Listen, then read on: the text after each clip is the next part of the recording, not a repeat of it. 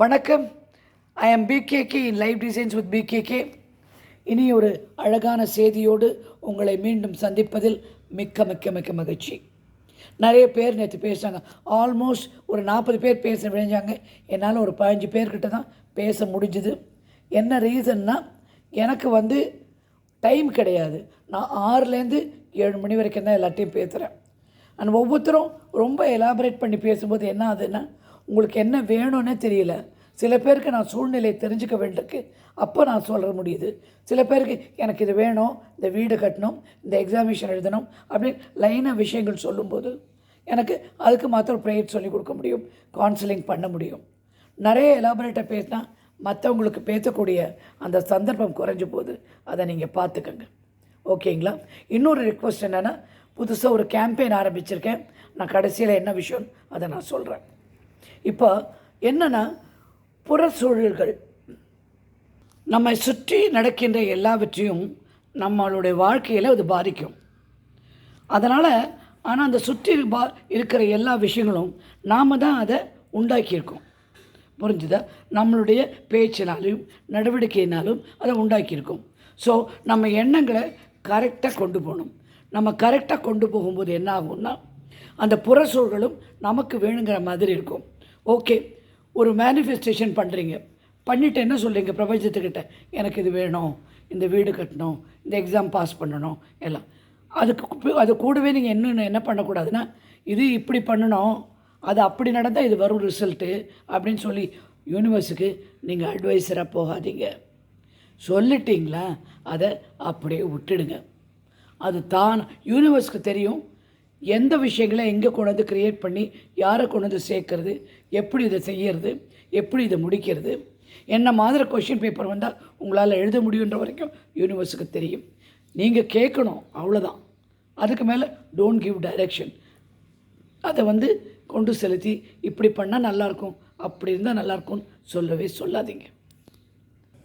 நீங்கள் அடைய வேண்டிய இலக்கை மாத்திரம் நினைக்க வேண்டும். அடைய வேண்டிய இலக்கை மாத்திரம் நினைத்து அதனால் வரும் சந்தோஷத்தையோ திருப்தியோ நீங்கள் நினைக்க வேண்டும். அப்போ தான் உங்களுக்கு நீங்கள் நினைக்கின்ற அந்த என்ன இலக்கோ அது உங்களை சேரும்.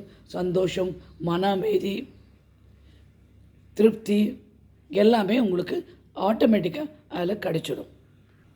அதே மாதிரி அஃபர்மேஷன் எழுதும்போது ப்ரெசண்ட்டில் இப்போதைக்கு, இன்றைக்கு நடந்து முடிந்தது, இப்போது நன்றி, தேங்க்யூ. இன்னொரு விஷயம் என்னென்னா, நிறைய பேர் இந்த மாதிரி இவங்க இப்படி செஞ்சிட்டாங்க, எங்கள் வீட்டுக்காரர் எங்கிட்ட பேசுகிறதில்ல, இன்னொரு விஷயம் அப்படின்னு சொல்லி நிறையா சொல்லிகிட்ருக்கீங்க. அதுக்கு நீங்கள் முதல்ல என்ன செய்யணும்னா, யாரெல்லாம் உங்களுக்கு பேசணுமோ, யாரெல்லாம் உங்கள்கிட்ட நல்லா இருக்கணுமோ, யாரெல்லாம் உங்களை சந்தோஷப்படுத்தணுமோ அவங்கள வாழ்த்துக்கள். வாழ்க வளமுடன், அவங்க நிம்மதியாக சந்தோஷமாக இருக்கணும், எங்களுடைய உறவு மிக நன்றாகவே இருக்கிறது, இப்போது நன்றி பிரபஞ்சமே அப்படின்னு சொல்லிடுங்க. ஓகேயா? நிறைய விஷயங்கள் நம்ம செஞ்சிட்டே இருக்கோம். சின்ன சின்ன சின்ன விஷயங்கள் தான் அந்த பெரிய விஷயத்தை உருவாக்கும். அதனால் எடுத்தோடனே $1 மில்லியன் வேணும், எடுத்தோடனே நாளைக்கே வீடு கட்டி முடிக்கணும் அப்படி இல்லை. வீடு கட்டினா கடைக்கால் நோண்டணும், கல் வாங்கணும், கடைக்கால் போடணும், அப்புறம் பில்லர் எழுப்பணும், அப்படி தானே வீடு. ஓகே, ஒரு பொண்ணுக்கு கல்யாணம் பண்ணணும் அப்படின்னா மாப்பிள்ளை பார்க்கணும், பேக்ரவுண்ட் செக் பண்ணணும், பணம் எடுத்து ரெடி பண்ணணும். அது மாதிரி நிறைய விஷயங்கள் நம்ம செய்ய வேண்டியிருக்கோம். ஒன்று. அதனால் என்ன பண்ணணும், ஒன் அட் அ டைம். இது ஒரு படி, அடுத்தபடி, அதுக்கு அடுத்தபடி அப்படின்னு யோசனை பண்ணுங்கள். எடுத்தோடனே மாடிக்கு மேலே குதிச்சு போகணும், அது லிஃப்ட்னால தான் முடியும். லிஃப்ட்டு நமக்கு இப்போதைக்கு தேவைப்படாது. லிஃப்ட்டு ஏன் தேவைப்படாதுன்னா, நீங்கள் கேட்குற பிரபஞ்சம் சாதாரண ஒரு ஆளை கிடையாது. அப்போ பிரபஞ்சத்துக்கு எதை எப்படி என்ன மாதிரி கொண்டு போக முடியும் அப்படின்னு நல்லா தெரியும். நிறைய கேள்விகள், இந்த மாதிரி ஒரு விஷயம் இருக்குது, இதை நான் செய்யும்போது எனக்கு நல்லதா, என்னை சுற்றி யாருக்கா கெடுதல் இருக்கா, அதனால் யாருக்கா கெடுதல் இருக்கான்னு நீங்கள் கண்டிப்பாக நினைக்கணும். மற்றவங்களுக்கு கெடுதலான ஒரு விஷயத்தை நீங்கள் செஞ்சால் உங்களுக்கு அடுத்தது கெடுதல் தான் வரும், நல்லது வரவே வராது. மனசை சந்தோஷமாக வச்சுக்கோங்க. இந்த நிமிஷம், இந்த நொடி மிக மிக முக்கியமானது. அந்த நிமிஷம் அந்த நொடி நீங்கள் தகுந்தபடி சந்தோஷமாக எனக்கு எல்லாமே சரியாக போயிடும் அப்படின்ற ஒன்று எண்ணத்தை நீங்கள் வளருங்க. Young people always think about this. என்ன யோசனை பண்ணணும்? உயர்ந்த நிலைக்கு நான் எட்ட வேண்டும். நீங்கள் சாதாரண மனுஷனாக இருக்கீங்க. என்னையும் தாண்டி என் சூழ்நிலையும் தாண்டி யார் நிற்கிறாங்களோ, இப்போ நிறைய படிக்கிறோம்ல, ஒரு ஆட்டோ டிரைவரோட மகள் ஐஏஎஸ் ஆனது, ஒரு கூலி தொழிலாளி மகன் டாக்டர் ஆனது. இந்த மாதிரி இருக்கிறவங்களாம் இந்த மாதிரியான ஒரு டிசையர், இந்த மாதிரியான ஒரு எண்ணங்கள் நீங்கள் வளர்த்து கொண்டீங்கன்னா ஆட்டோமேட்டிக்காக பிரபஞ்சம் உங்களுக்கு உதவி செய்யும். நீங்கள் அது பெரிய ஆளாக முடியும். நான் உங்கள்கிட்ட ஒரு ரிக்வஸ்ட் வைக்கிறேன்னு சொல்லியிருந்தேன். என்னென்னா, யூஸிங் பிளாஸ்டிக். இந்த பிளாஸ்டிக் பொருளை யூஸ் பண்ணும்போது நீங்கள் இந்த கவரெல்லாம் தூக்கி குப்பையில் போட்டுடாதீங்க.